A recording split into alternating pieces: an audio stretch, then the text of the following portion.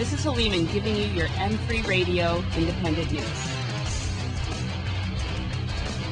This is a plea to the lazy patriot. Don't worry, I'm not asking you to vote. I'm only asking you to think. Midterm elections are upon us, and I want you to really think about a few things. Ask yourself, over the last 6 years, am I personally more or less better off? Have I been proud or ashamed of my country's behavior? Are we saving or destroying the planet we live on? Ready for a change?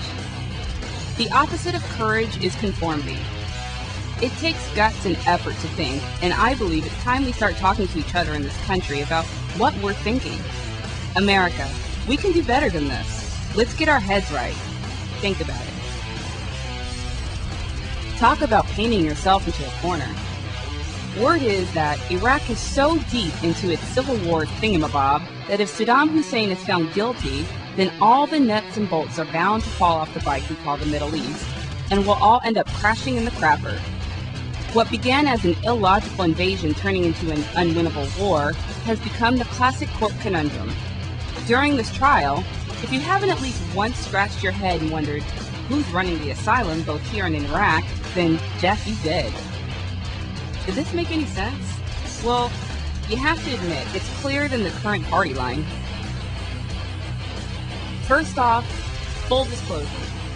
I'm a member of PETA, not the group that throws paint on fur-wearing fashionistas, but the PETA that stands for People Eating the Animals. But now I'm worried. More and more, studies conclude animals have a lot more going on upstairs than we thought. From understanding cause and effect, fun and time, self-awareness, empathy, altruism, forming abstractions, using tools, solving problems to deception. These are certainly sentient creatures. So how is the $38 billion pet industry responding? They're manufacturing new lines of drugs to deal with doggy depression and pussycat penile dysfunction. People, beware of the Prozac pet nation. Talking about animals, the next species to go from the endangered road to extinction highway may just be the plastic pink flamingo. Our kitschy feathered friend is no longer being produced by the only company that's manufactured them since the 1950s due to the rising cost of electricity and plastic. While a few offers are on the table for the lamentable lawn art, the writing on the wall predicts that this phoenix will not rise from the ashes again. What it has done is inspired the following verse. Bye-bye, Miss American Pie. Drove my Chevy to the levee, but my plastic pink flamingo just died. Okay, so where's my Grammy? Feeling a little bit tired, a bit run down, then chug one of those new energy drinks. Or 2, or 3, or 4, or 5. There are more than 500 of the Peppy Pops poised on the world market now, and they won't just wake you up, but some will make you lose weight and give you wings as well as heart palpitations. That's the 411 on these boisterous beverages, aimed at adults and kids alike. The wallop these punches pack is mainly from their addictively high levels of sugar and caffeine that ultimately result in jolt crash cycles. Some of these junk juices have warning labels that cover almost half the container, indicating that the danger is a dole of delight for some consumers. Frankly, I'm worn out worrying about it. File this one under Bush Goes Gay. Since every single policy our beloved leader ever initiated has failed, he's now priming the political pump with anti-gay marriage rhetoric. Claiming he's defending the sanctity of the union between man and woman, he's warning voters that if you let these demonic Democrats into office, then we're doomed to depravity. George, get a clue. Divorces, infidelity, and violence are not the result of same-sex situations. The weaknesses in relationships are a result of deception, lies, and broken promises. Gee, doesn't that sound vaguely familiar, Mr. President?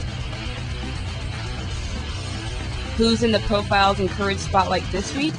Christopher Soigian, a college student studying computer security, has proven what most of us have suspected. Airport and Homeland Security is a joke.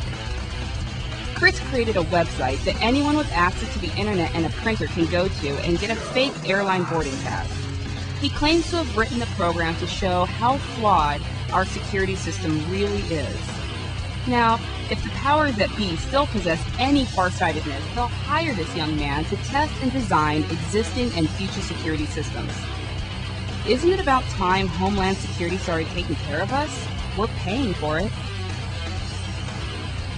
Remember the hot Australian singer Toby Rand from Rockstar Supernova? How could you forget? Well, he and his band Juke Cartel are headlining a tour throughout the US this month through December, and then, starting in January 2007, they'll be opening for Rockstar Supernova and the Panic Channel. Now, let me get this straight. Jason Newsted and Toby Rand? This may be way too much sex appeal for my own good. Talk about sensory overload. Want more information? Check out the lads on myspace.com/Juke Cartel. Ozzy, Ozzy, Ozzy, oi, oi, oi.